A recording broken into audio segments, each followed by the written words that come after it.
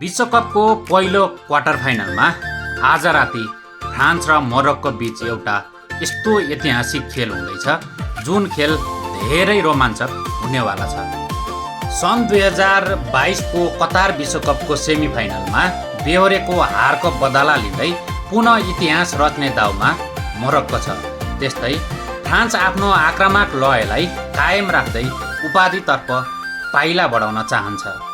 मैदानभित्र विश्वस्तरीय स्टारहरूको भिडन्त र मैदान बाहिर समर्थकहरूको गजबको ऊर्जाले गर्दा यो खेल निकै रोमाञ्चक हुनेवाला छ र तनावपूर्ण पनि नहोला भन्न सकिने अवस्था छैन।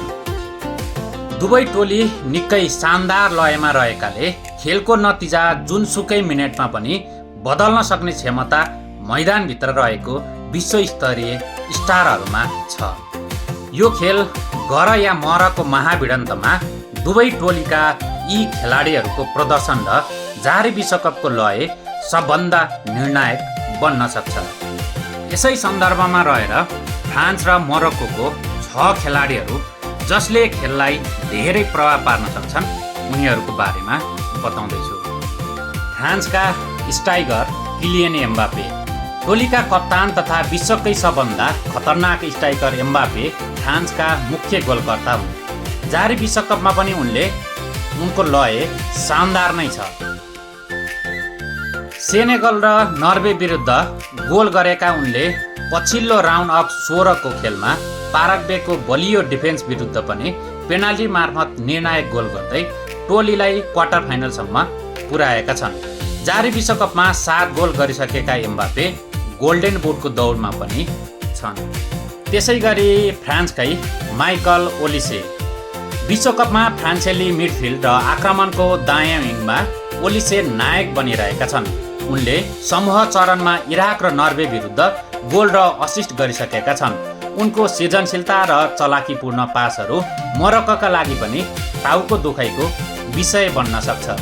जारी विश्वकपमा सर्वाधिक 5 असिस्ट गरेका ओलिसे प्लेमेकिङमा महत्त्वपूर्ण हुनेछन्।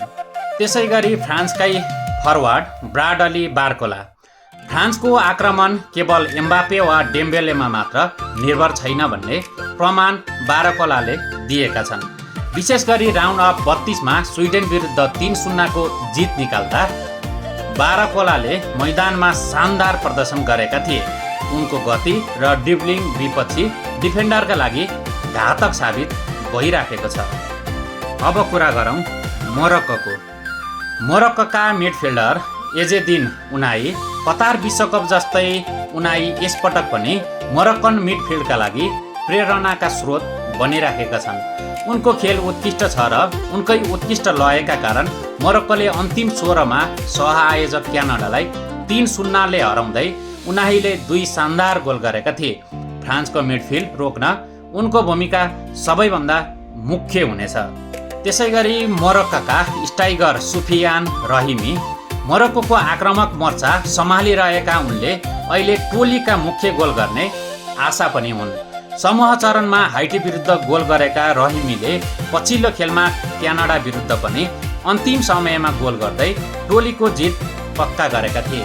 बक्सभित्र उनको उपस्थिति फ्रान्सेली डिफेन्डर सालिबा र उपामेकानोका लागि चुनौतीपूर्ण हुनेछ र मोरक्कोका डिफेन्डर अचरफ हाकिमी मोरक्कोको डिफेन्सका बलिया खम्बा तथा कप्तानी हाकिमी टोलीका लागि विशेष छन्।